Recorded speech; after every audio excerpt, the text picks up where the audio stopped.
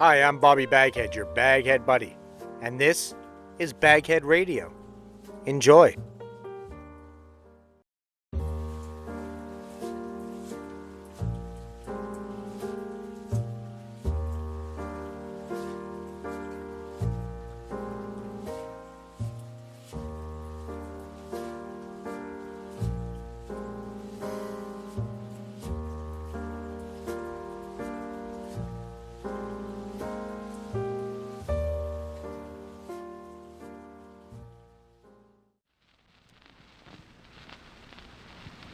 Adventures in time and space, told in future tense. Dimension X!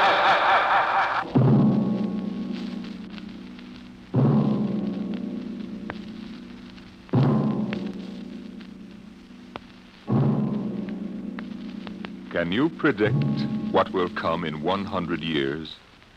Or in 10? Or in the next minute? Some people think they can. Nuclear scientists, mathematicians, astronomers, biologists. They'll predict the shape of the future. Why? Because they make the future. Because they see beyond the known dimensions of time and space into the unknown, Dimension X. We go ahead now in time to 1965. We're on a vast concrete runway set in the desert of the Southwest. A giant metal ship stands before us, prow pointed for the stars. And in 5 minutes, the signal will flash, and it will tear up through the atmosphere to the outer limit. Attention. Attention. Clear field for takeoff. Clear field. 5 minutes, Steve. For takeoff. Boiler up, Charlie. I want to go over procedure again, Steve. Don't worry, I got it straight. You just make sure. Okay. I take her up on jets to 50,000, then I cut in the rockets. No lower, or your tail blast will burn out 3 counties. I climb 4 minutes on rockets, then start maneuver tests. Remember that, no more than 4 minutes. Right. This ship isn't like those strato rockets you've been testing. She's the first one built for outer space. If she works, she can go clear to the moon. If I'd have known that, I'd have brought my toothbrush. Well, not this trip. Now get this, Steve. You've got power there to clear the Earth's gravitational field. But remember, after you cut in the rockets, you've only got 10 minutes fuel. If you go beyond the outer limit and don't save fuel for the return... I know, I won't get down again. That's right, Steve. You'll drift off into space. Get that now. 10 minutes fuel. Gotcha. Now, as far as I'm concerned, this project is a lot more important than that cosmic ray bomb they're testing out in the Pacific tonight. Well, the Security Commission brass doesn't think so. I don't see any undersecretaries under anything. Don't worry. In the long run, our ship will make the CR bomb back-page stuff. But in the meantime, it's just as dangerous. Remember, half the principles in this ship are pure theory, Steve. Slide rule stuff. If anything goes wrong, we may have to scrape you off the landscape with a soup spoon. You have a charming sense of humor. Now, here's what I'm getting at. We're risking your neck in this test. If anything blows, we don't want to have the next man pull the same boner. I know, Hank. So keep your mic open and keep talking. If anything goes wrong, we want to know exactly why. And we won't be able to ask you. Let us know before you pull every switch. Before you do anything. You got that? Yeah. Even if you only have to blow your nose. All right, get those fuel lines away. Okay, Mr. Grove. Well, I guess that's about all, Steve. Hey, that reminds me. Look, if Mary calls, I'm just up on a milk run. I didn't tell her today was it. How is she? She's okay, but she's due about now, and I don't want her to be nervous. Hey, I didn't know the baby was that close. Yeah? Steve, I really ought to be sending a single man on this job. What, and cut me out of a soft paycheck? Forget it, Hank. You know you can't get anybody else who can take 15 G's acceleration when those rockets cut in. Yeah, I know. It's time, Steve. Yeah. Well, see you later. Don't worry, Hank. I'll sweat for both of us. Button her up, Charlie. So long, Hank. So long. We'll give you the light from control.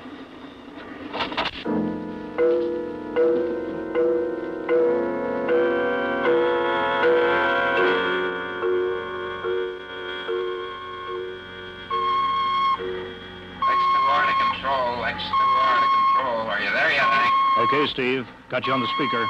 I'm ready to go. Mr. Hanson. Ready on radar, Sergeant?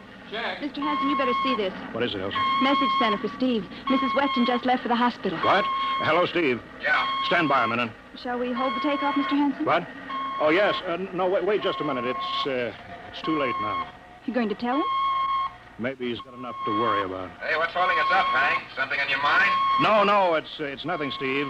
I just wanted to say good luck. Clear for takeoff, Charlie? Right. Okay, give him the light.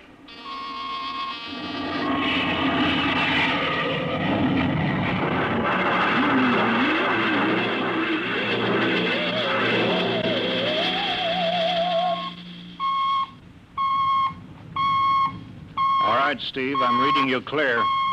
I'm at 40,000. Airspeed 600. She's running fine. Soundproofing works. There's a third-degree waiver in the AGY pressure. Got that, Charlie? Check. Dead center on radar, Mr. Hanson. 50,000 now. Cutting out the port jet. Now the starboard. I'm off jets. Airspeed dropping. Opening the rocket ports. Switch sticks a little, Charlie. Oxy alcohol pressure 350. All right, now I'm advancing the ignition key. Here goes rocket one.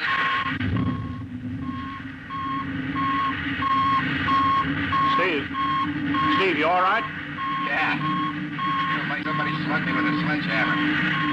Airspeed now 1,200. Here goes number two.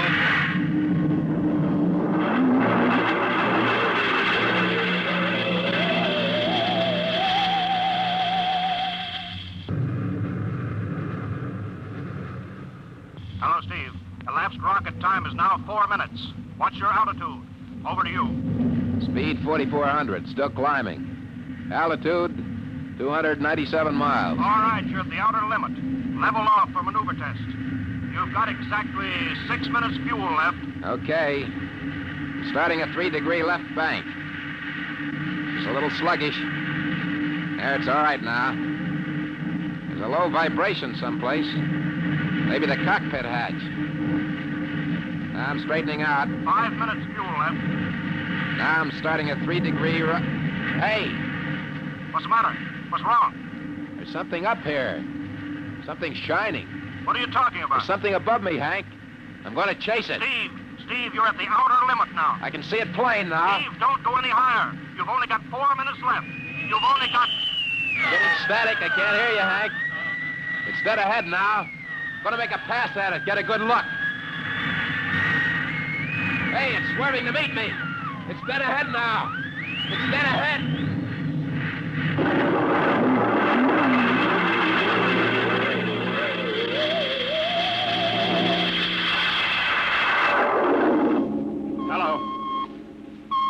Hello, Steve.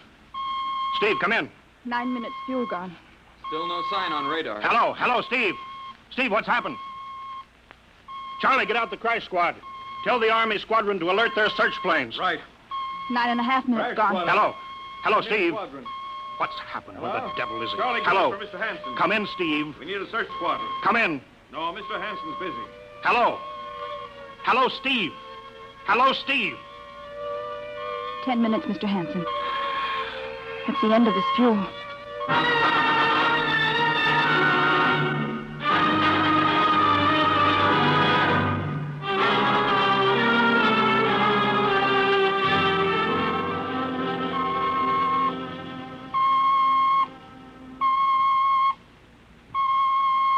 How long's it been now? 10 hours, Mr. Hanson. Nothing more on radar, Sergeant?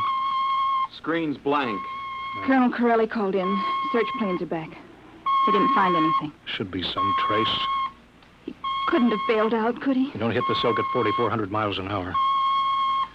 Either went past the outer limit, ran out of fuel. Something blew, and we'll find the pieces scattered from here to the coast. Why does it have to be the best man? Always the best man. I'll get it. Charlie, Yes, I'll we've take it. got to That's figure out fine. what was wrong. All right, I'll tell him. Something Right. must have Mr. blown. Hanson. Yeah. There's a message from Northside Hospital for Steve. Well, what is it? Mrs. Weston's fine. It's a boy. Thank you, Elsie. It's a boy, Charlie. Oh. Fine. It's a boy. He didn't even know she went to the hospital. How am I going to tell Mary that? Wasn't your fault, Mr. Hanson. Ship had to be tested. Yeah, we'll build another one, and some other flying fool will shoot past the outer limit into space. Oh, I'm getting old, Charlie. You can remember when I used to take them up myself. Now I've got to send other men. It's a job, Mr. Hanson. Now I'm afraid. Every time I hear a jet go off, I jump. Every time I have to send someone up in a new model, I start to sweat. Mr. Hanson. Yeah? I think there's something on the radar. No flights scheduled in, are there, Elsie? We have the whole day cleared. It's coming in behind us. Here it comes over the building. What crazy jockey is buzzing the field like that? Is that an Army plane, Charlie? I can't see. It's turning. Charlie, alert the field. I know that engine. It's Steve. That's impossible. Look, that's his ship. It can't be. Well, there's no other model like that. It's Steve, all right. It's coming in. Thank God. Thank God.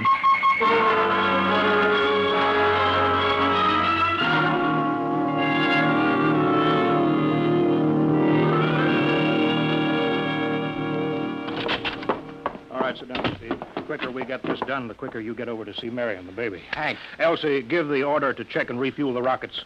I don't want anybody in here till I get Steve's reports. Bury any calls. All right, let's have it. What the devil happened to you? Hank, does that cosmic ray bomb still go off tonight? What are you talking about? Straighten out, Steve. Where you been for the last 10 hours? Listen, Hank, there's something more important. Come on. I've got to get a report on the screen to Washington, so let's have it. I've got to know how you stretched 10 minutes fuel to keep you in the air for 10 hours. Now, one thing before I talk. Look, have the Steve. Geiger men run over the ship before they refuel. What'd you run into? So help me, Hank, I don't know. But we better check and make sure it isn't radioactive. Elsie, add a Geiger report on the standard check. Steve, maybe we better have the doc look you over, too. No, I'll be all right. They said I'd be all right. They? Look, son, I know you've had a tough time, but we've had this field on the alert for 10 hours. One of the Army boys cracked up looking for you, and he's hurt bad. So let's have the story. Let's have it straight. I don't know how to tell you. Hank, I saw something up there. At 300 miles? I chased something up there, Hank, and I caught it. Now, don't hand me that, Listen, Steve. I was cruising along, just starting the right bank, when I spotted something. It must have been going about half my speed. It was egg-shaped and smooth. I made a pass at it, and I was coming back for another, and then there was a humming sound. Humming? A sort of vibration. And I blacked out. I was headed straight for it at 4,400 miles an hour. I thought it was going to be the biggest smash since Hiroshima, and I guess they were drinking that bottle. Never mind that, Steve. What happened? I came to inside their ship. Uh-huh. Steve, this whole thing has been a devil of a strain on you. I'm going to call Major Donaldson from the Army base. Ask him to sit in. Psychiatrist? Yeah, that's a good idea. Let him run his tests. He'll tell you I'm not kidding. Because, Hank, unless I miss my guess, I've just been tipped off to the way the world ends.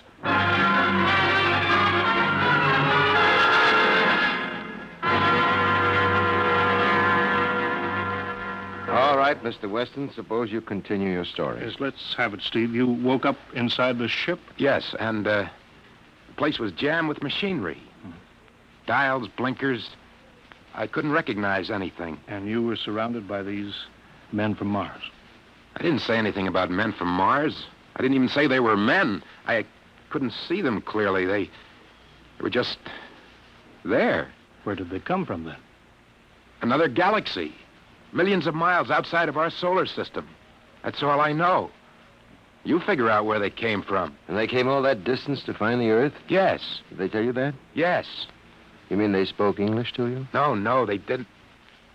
It's funny. Hadn't thought.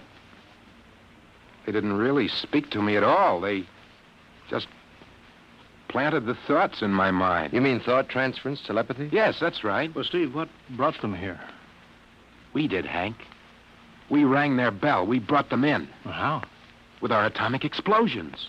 Hank, that's why you've got to stop that bomb test tonight. I'll give up. Look, you've got to believe me, Hank. Oh, how can I make you understand? Maybe I can help, Mr. Weston. Would you submit to narcopsychometry? What's that? Under proper drugs, I can put you back in this ship by suggestion. Then we can get a playback record of your memory pattern on the audio circuit. And how long will that take? Half an hour.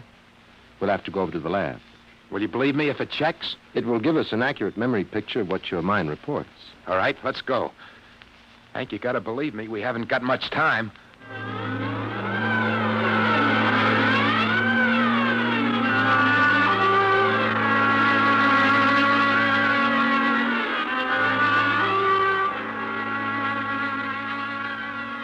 You should be getting drowsy now.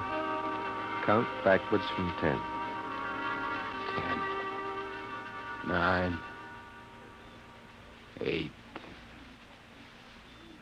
7, 6, 6.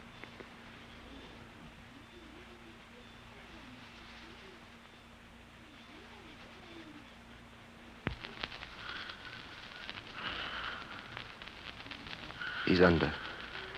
Now we attach the head plate electrodes. The cortical pickup. Look out for that wire, Mr. Henson. 3.0 setting. 31.3. Now throw that switch, Mr. Henson.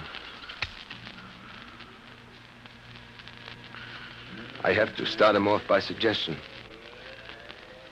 All right, Steve. You're in your ship now. You're in the rocket. Rocket. You're in the rocket. You're in the rocket. And you've just sighted something strange. Now I'm starting at 3° right. What's that? Hey, there's something up here. Something shining. His memory pattern. We're picking it up electronically. There's something above me, Hank. I'm going to chase it. It's piped through the audio circuits. I'm getting static. I can't hear you, Hank. This is where we lost contact with him. I'm going to make a pass at it and... Hey, it's swerving to meet me. It's dead ahead now. It's dead ahead. Now what? This is where he blacked out. There's no telling how long, minutes or hours. What's that noise? I don't know, quiet. Where? How did I get in here? What? Who are you? Is he seeing things? Intergalactic Patrol. What's that? What are they saying, Steve? What are they saying? It's about nuclear fission. They know about it. They know the danger of it. Long ago, they had wars that almost destroyed them. But finally, they learned. Now they've outlawed war. Go on, Steve. They patrol space. When their detector picks up an atomic explosion, they send a patrol. What are they going to do? They've quarantined us. Quarantine? They've isolated the Earth. Because we don't know how to control ourselves yet. Until we learn, we'll be a menace to the whole universe. What is this nonsense? How are they going to do it, Steve? They've spread a layer out here of... I don't know how to call it. All around the Earth. It's miles deep. When there's an atomic explosion on Earth, the radioactive particles will drift up to this layer and set off a chain reaction. It'll go around the world in microseconds. And that's the end. The end? What's he... Wait. Yes. I understand. I've got to bring back the warning. You're going to put me back in my ship to bring the warning.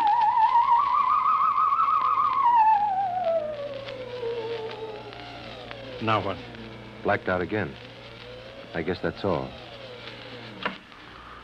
What does all that mean? It's what he remembers. You don't think that really happened? No. Narcopsychometry circuits produce what he remembers. It just means that Steve believes this happened. I don't like to see this. I've seen too many top pilots snap. Steve is the best I've known. How bad do you think he is? Frankly, outside of the presence of this well-organized hallucination, there's no sign of unbalance. May not be too serious. If he had a more plausible story, I'd be inclined to believe him. Warning. Hank. It's all right, boy. Did you hear it, Hank? You understand? Sure. We've been quarantined. Let me give you something to make you sleep, Steve. Don't you understand? They fixed it so that if we set off one more nuclear explosion, that'll be it. Of course. Don't roll your sleeve down. You don't believe me. Now, take it easy, Steve. But the test tonight. They're setting off the CR bomb. Hank, what time is it? 11:20. Well, it's scheduled for midnight. Hank, we gotta stop that bomb. Steve, let Donaldson give you the hypo. Hank, you've gotta believe me. I saw them. I got the warning. If we touch off that bomb tonight, it'll be the biggest galactic 4th of July of all time. The whole Earth will go up like a Roman candle. April 10th, 1965, the end. Now, look, Steve, you better calm down. Don't you want to see Mary and the baby? You've got a new son, remember? Yeah, that's just it, Hank. I want to see my son. I want him to live. If that bomb goes off, Hank, we've got to stop them. Mr. Hanson, I think we'd better get over to the base hospital. Hank, you've got to believe Yeah, me. sure, Steve. Maybe there is something to it. Look, it's out of your hands. I'll put it in a report and shove it into Washington in the morning. In the morning? There isn't going to be any morning, Hank. Don't you understand? You've got to call Washington now. Get the head of the Security Commission and postpone that test. Now, you know I can't do that, Steve. My neck would be out a mile. Besides, this is 1965, not 45. 20 countries have atomic bombs now. What's the use of stopping just this one? The rest will keep right on popping them Well, then off. we'll have to call an international conference. Can't you understand, Hank? The first one that goes off finishes us at the end.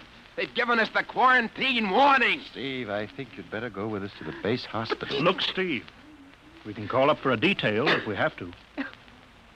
All right, all right. I'll go with you.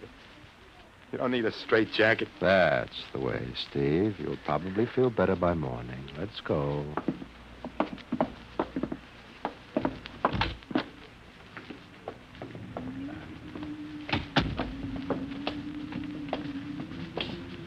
Well, Steve, tomorrow I'll drive you over to the hospital to see Mary and the kid. Sure. Look at the ship under the floodlights. Pretty, huh? You'll be flying her again soon, don't you worry. Yeah, I guess so.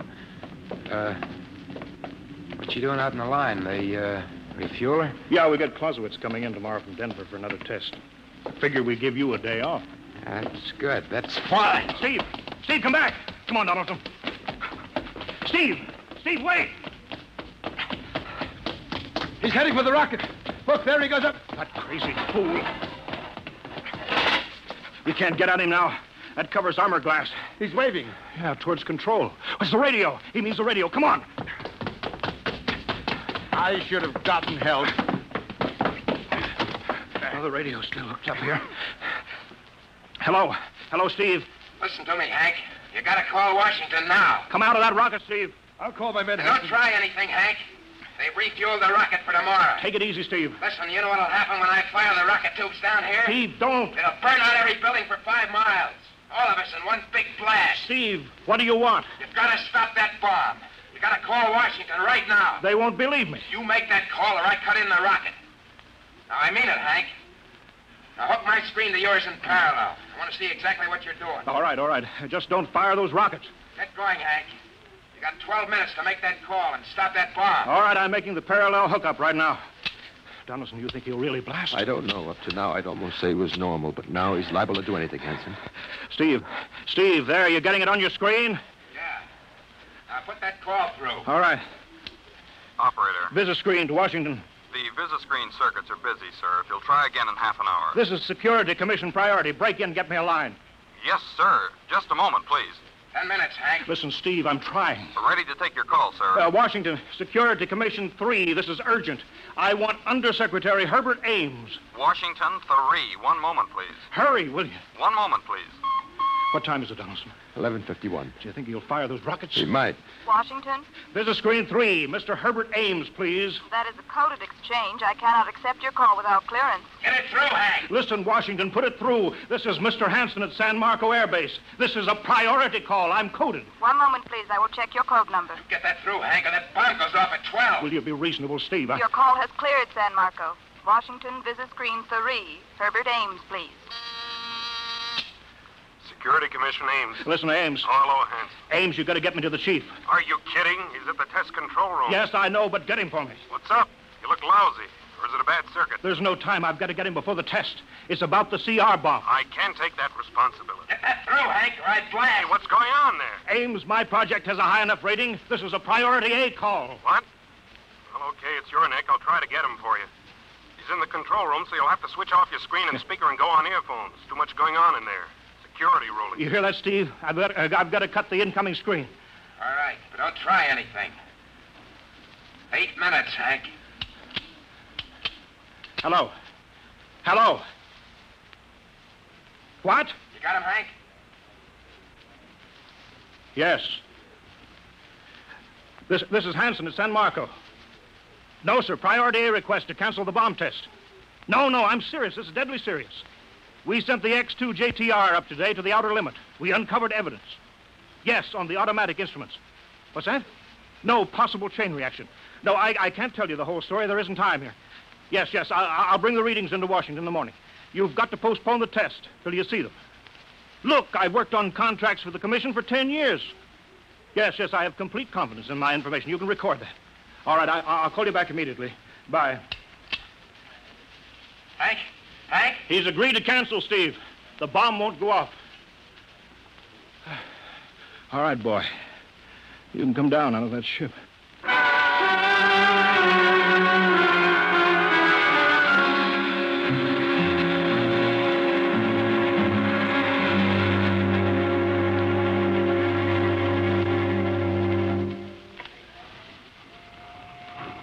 He's opening up. Here he comes. All right, Steve. Come on down. Sure, Hank. Just a second. Hank, I was scared. I was plain scared. Easy now. It's all over. The bomb won't go off. Thank God. Look, I want to see Mary and the baby. Can you get me transportation now? Oh, wait a minute. It's almost 12. They won't let you in the hospital now. I want to see the baby. Sure you do, but you've been under a strain. I've got a shot for you here, Steve. Give you a good night's sleep. All right. Roll up your sleeve. Yeah, here. There, that'll make you sleep. Sergeant will find you a bed. Yes, sir. Come on, Mr. Weston. Okay. Good night, Hank. I'm kind of beat. It's been a tough night.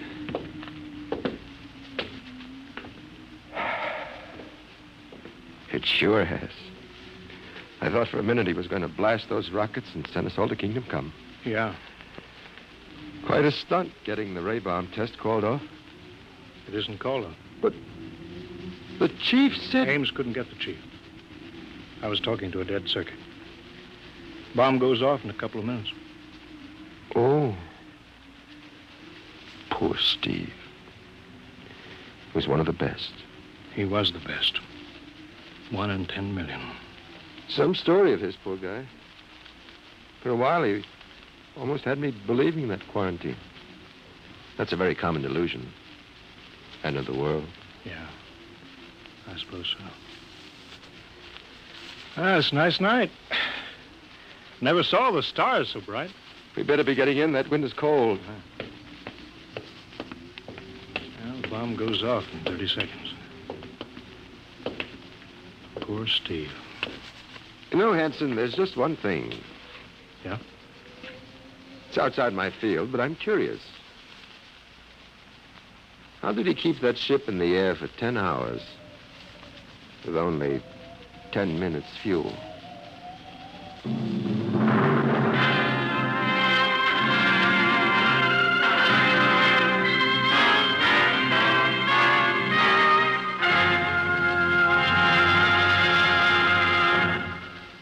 You have just heard The Outer Limit by Graham Dorr, an adventure in time, space, and the unknown Dimension X.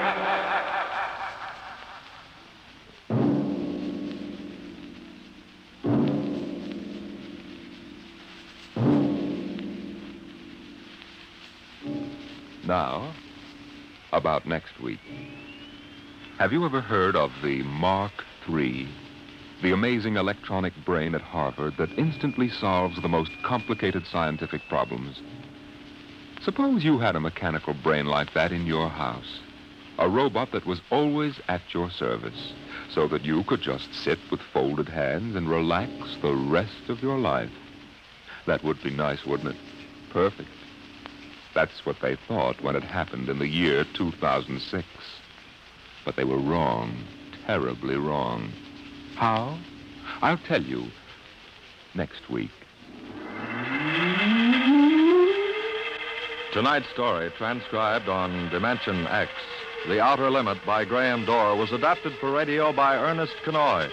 Featured in the cast were Joseph Julian as Steve, Wendell Holmes as Hank, and Joe DeSantis as Major Donaldson. Your host is Norman Rose. Music was by Albert Berman. Sound designed by Sam Monroe. Edward King directed.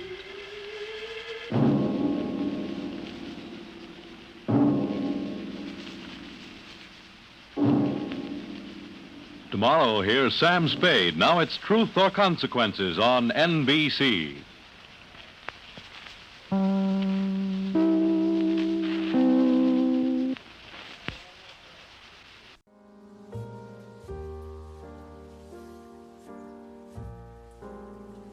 Hi, I'm Bobby BagHead, your BagHead buddy, and this is BagHead Radio. Enjoy.